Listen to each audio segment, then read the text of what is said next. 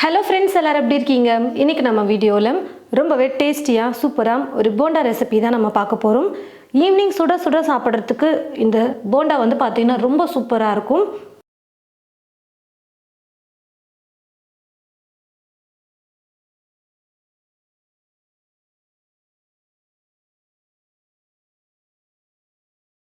முதல்ல மாவு பிசைறதுக்கு ஒரு பாத்திரம் எடுத்துக்கிட்டு அந்த பாத்திரத்தில் 1.5 கப் அளவுக்கு கடலை மாவு சேர்த்துக்கிறேன்.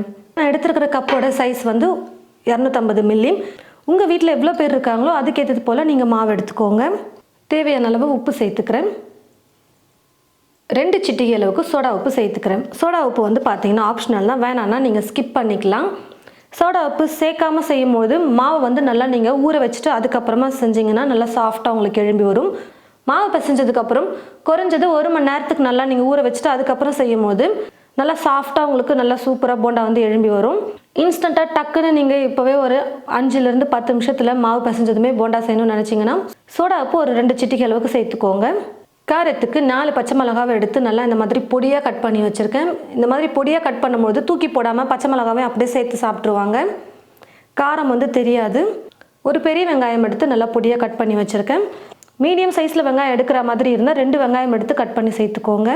இது கூடவே வந்து பார்த்தீங்கன்னா சோயா கீரை வந்து நான் சேர்த்துக்க போகிறேன். இந்த சோயா கீரையில் போண்டா செய்யும் போது ரொம்ப டேஸ்ட் சூப்பராக இருக்கும். முக்கியமாக கார வடை, அதாவது பருப்பு வடை வந்து செய்வோம் பார்த்தீங்களா, மசால் வடை, அந்த வடைக்கும் நம்ம இந்த கீரையை சேர்த்துட்டு செய்யும் போது ரொம்ப டேஸ்ட் சூப்பராக இருக்கும்.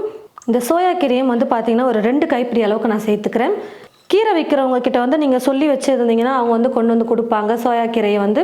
அப்புறம் மார்க்கெட்டில் வந்து பார்த்திங்கன்னா ஈஸியாக நமக்கு கிடைக்கும். எல்லா வகையான கீரை இருக்கும்போது சோயா கீரையும் வந்து நமக்கு கிடைக்கும்.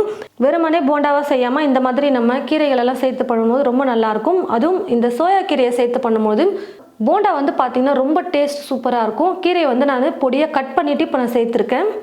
முழுசாக வந்து பார்த்திங்கன்னா இந்த மாதிரி இருக்கும் இந்த கீரை. இதை தான் நான் தண்ணியில் அலசிட்டு நான் பொடியாக கட் பண்ணி இப்போ சேர்த்துருக்கேன். எல்லாத்தையும் மாவோடு கலந்து கொடுத்துக்கலாம். வெங்காயம் கீரை கொஞ்சம் அதிகமாக இருக்கிற மாதிரி பார்த்துக்கோங்க, அப்போ போண்டா சாப்பிட ரொம்ப சூப்பராக இருக்கும். எல்லாத்தையும் கலந்து கொடுத்துட்டு தண்ணி கொஞ்சம் கொஞ்சமாக சேர்த்து மாவு பிசைஞ்சிக்கிறேன். இந்த அளவுக்கு மாவை கொஞ்சமாக தண்ணி சேர்த்து நம்ம கொஞ்சம் இலக்கமாக பிசைஞ்சிக்கிட்டால் கரெக்டாக இருக்கும். ரொம்ப கெட்டியாகவும் இருக்காமல் இந்த அளவுக்கு கொஞ்சம் இலக்கமாக வந்து மாவு பிசைஞ்சிக்கோங்க. நம்ம தண்ணியில் கையை அப்பப்போ நினச்சிட்டு மாவை எடுத்து போடும்போது கரெக்டாக இருக்கும். கீரை வந்து பார்த்திங்கன்னா மாவில் இந்த மாதிரி அதிகமாக இருக்கிற மாதிரி பார்த்துக்கோங்க. நீங்கள் எடுக்கிற மாவுக்கு கீரை வந்து பார்த்து நீங்கள் சேர்த்துக்கோங்க. ரொம்ப கம்மியாக இருந்தாலும் நல்லா இருக்காது. ஒரு 10 நிமிஷத்துக்கு மாவு நல்லா அப்படியே ஊறட்டும். அதுக்கப்புறம் நம்ம வந்து போண்டா செய்ய ஆரம்பிச்சிக்கலாம். மாவை நல்லா ஒரு 10 நிமிஷத்துக்கு நான் இப்போ ஊற வச்சு எடுத்துக்கிட்டேன். இப்போது வந்து பார்த்திங்கன்னா எண்ணெயை நல்லா சூடு பண்ணி எடுத்து வச்சுருக்கேன். இப்போ இந்த சூடான எண்ணெயை வந்து ஒரு 3 டீஸ்பூன் அளவுக்கு சேர்த்துக்கிறேன். இந்த மாதிரி எண்ணெயை நல்லா சூடு பறக்க காய வச்சுட்டு இந்த மாவோட சேர்த்து நல்லா கலந்து கொடுத்துட்டு அதுக்கப்புறம் போண்டா பண்ணும்போது ரொம்ப சூப்பராக முறுமுறுப்பாக நமக்கு வந்து பார்த்திங்கன்னா போண்டா கிடைக்கும். எண்ணெயை சேர்த்துட்டு மாவோட நல்லா கலந்து கொடுத்துக்கிட்டேன். இப்போது கடாயில் எண்ணெயை ஊற்றி வச்சுட்டு எண்ணெயும் வந்து பார்த்திங்கன்னா நான் வந்து காய வச்சு எடுத்துக்கிட்டேன். இப்போ எண்ணெய் நல்லா காஞ்சி வந்துருச்சு.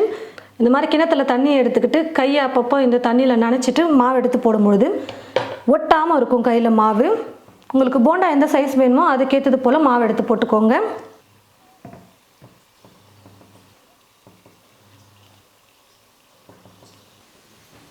கரண்டி வச்சு அப்பப்போ லைட்டாக அப்படி கலந்து கொடுத்துட்டே இருக்கும்போது எல்லா பக்கமும் நல்லா வெந்து ஒரே மாதிரி கலரும் மாறி வந்திருக்கும்.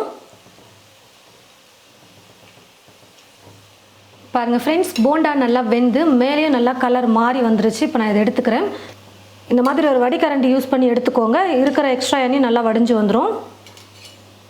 இதே போல் மீதி இருக்கிற எல்லா மாவையும் போண்டா செஞ்சு எடுத்துக்கலாம். ரொம்பவே டேஸ்டியாக கீரை போண்டா வந்து பார்த்திங்கன்னா நம்ம ரெடி பண்ணிட்டோம். வெறுமனே நீங்கள் வெறும் கடலை மாவு மட்டும் வச்சு போண்டா செய்யாமல் கொஞ்சம் இது போல் கீரையும் நீங்கள் சேர்த்து பண்ணும்போது ரொம்ப சூப்பராக இருக்கும் போண்டா சாப்பிட.